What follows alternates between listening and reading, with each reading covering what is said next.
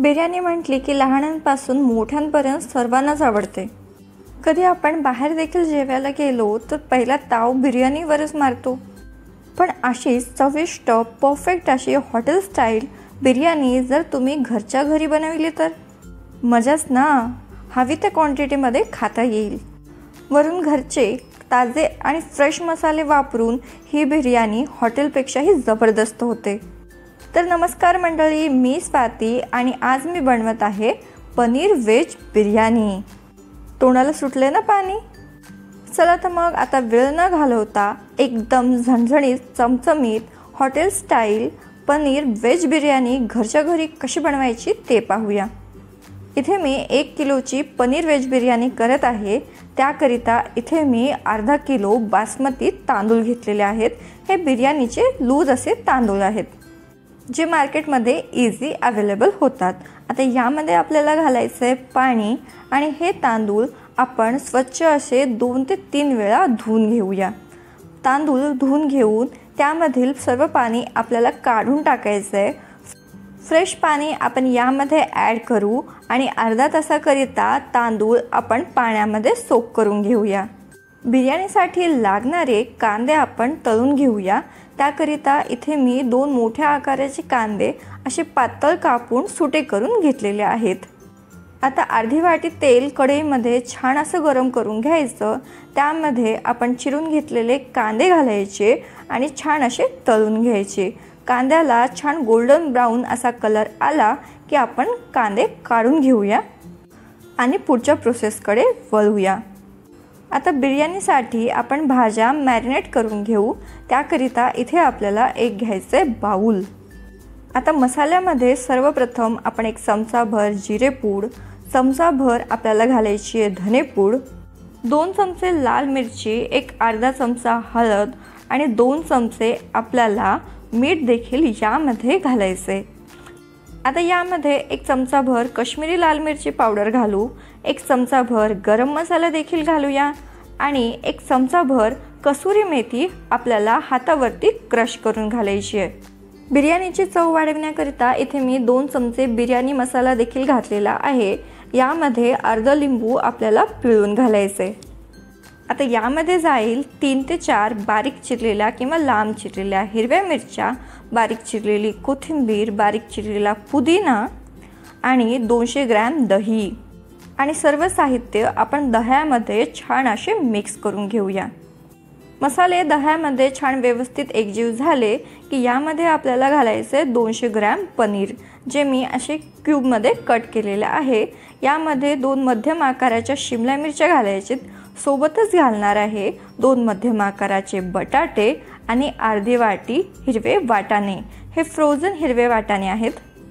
तुम्ही आवडीप्रमाणे भाज्या या बिर्याणीमध्ये घालू शकता। आता सर्व साहित्य आपण छान असे एकजीव करून घेऊया। भाज्यांची चव वाढवण्याकरिता आपल्याला 2 चमचे आपण कांदे फ्राय केलेलं जे तेल होतं ते आपल्याला यामध्ये घालायचे। सोबतच 2 चमचे फ्राय केलेले कांदे देखील घालायचे आहेत। एक अर्धा चमचा आलं लसणाची पेस्ट घालायची आणि व्यवस्थित असं मिक्स करून घ्यायचं। भाज्या छान मिक्स झाल्या की भाज्या झाकून एक अर्धा तासाकरिता तरी सेट होण्यासाठी ठेवायचे। आता आपण बिर्याणीसाठी पाणी उकळून घेऊ। त्याकरिता एका पातेल्यामध्ये आपल्याला 1.5 लिटर पाणी उकळून घ्यायचे। त्यामध्ये 1 चमचाभर तेल घालूया, 4 हिरव्या मिरच्या घालायच्या, लिंबू घालायचं आणि काही खडे मसाले घालू। खड्या मसाल्यामध्ये 2 लवंग, 2 काळी मिरी, अर्ध स्टार फूल ज्याला मी तोडून घातलंय, सोबतच एक अर्धा इंच दालचिनीचा तुकडा देखील आपण यामध्ये घालूया। 1 मोठी वेलची घालायची, 2 हिरव्या वेलची घालायचे, 1 तेजपत्ता, अर्धा चमचा जिरे, अर्धी जावित्री आणि अर्धा चमचा शहाजिरे देखील आपल्याला यामध्ये घालायचे। सर्व मसाले घालून यामध्ये चवीप्रमाणे मीठ घालायचं। मीठ आपल्याला जास्त घालायचं आहे जेणेकरून भातामध्ये चव छान येते। पाण्याला छान उकळी आली की आपण सोक केलेले तांदूळ यामध्ये घालूया आणि तांदूळ आपल्याला 80% शिजवून घ्यायचे। एक 10-15 मिनिटांमध्ये तांदूळ छानपैकी शिजवून होतात। एक तांदूळ आपण तोडून बघूया, व्यवस्थित असं शिजलेला आहे। आता हे तांदूळ आपण गाळणीने छान असे गाळून घेऊ। तांदूळ आणखी शिजू नये याकरिता थंड पाणी आपल्याला यावरती घालायचं आहे, जेणेकरून तांदूळ सुटे देखील होतात। इथे आपला बिर्याणीसाठीचा भात शिजवून तयार आहे। चला तर मग पुढच्या प्रोसेसकडे वळूया। बिर्याणीच्या लेयर्ससाठी इथे मी सर्वप्रथम तेल घेतलंय। हे कांदा तळलेलंच तेल आहे। यामध्ये आपल्याला 2 वेलची, 2 लवंग, 1 तेजपत्ता, 1 हिरवी वेलची, अर्धा स्टार फूल, अर्धा इंच दालचिनीचा तुकडा, अर्धी जावित्री, अर्धा चमचा शहाजिरे, अर्धा चमचा जिरे असे सर्व मसाले घालायचे आहेत आणि मंद आचेवर सुगंध येईपर्यंत परतून घ्यायचे आहेत। आता यामध्ये एक मध्यम आकाराचा कांदा मी लांब असा चिरून घातलेला आहे। कांदा छान फ्राय होऊ देऊ। मग यामध्ये एक अर्धा चमचा आलं आणि लसणाची पेस्ट घालायची। ही आलं आणि लसणाची पेस्ट आपण व्यवस्थित अशी फ्राय करून घेऊया। आता यामध्ये एक मध्यम आकाराचा टोमॅटो आपल्याला रफली असा चिरून घालायचा आहे। टोमॅटो हलकासा फ्राय झाला की यामध्ये आपण मॅरिनेट केलेल्या भाज्या घालूया। भाज्या आपल्याला हलक्याशा म्हणजे एक 5 मिनिटे शिजवायच्या आहेत। आपण यामध्ये थोडंसं पाणी देखील ॲड करू शकतो ग्रेव्ही बनविण्यासाठी। आता लो फ्लेमवरती झाकण ठेवून या भाज्या छानपैकी शिजवून घेऊया। आता इथे आपली बिर्याणीसाठीची भाज्याची ग्रेव्ही बनून तयार आहे। आता या बिर्याणीची आपण लेयर लावून छान अशी बिर्याणी तयार करून घेऊ। त्याकरिता जाड बुराचं कुकर आपल्याला घ्यायचं आहे। त्यामध्ये सर्वप्रथम खाली आपण ग्रेव्ही टाकून घेऊ।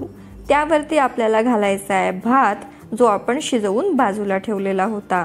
आता यावरती घालायचे बारीक चिरलेली कोथिंबीर, बारीक चिरलेला पुदिना, तळलेले कांदे, थोडासा घालायचा आहे बिर्याणी मसाला, थोडासा घालायचा आहे गरम मसाला आणि इथे मी 5 ते 6 केसरचे धागे दुधामध्ये भिजवत ठेवलेले होते। यामधील थोडंसं दूध आपण यावरती घालू।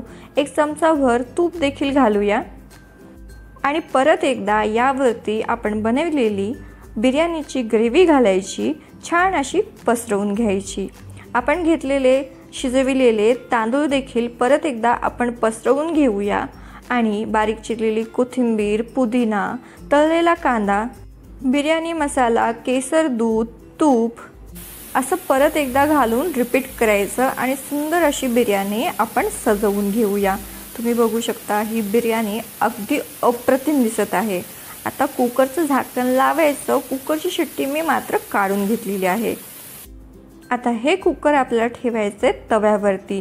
गॅसची फ्लेम करायची आहे मंद आणि मंद आचेवर 20 मिनिटे या बिर्याणीला छानपैकी दम देऊन घ्यायचा आहे।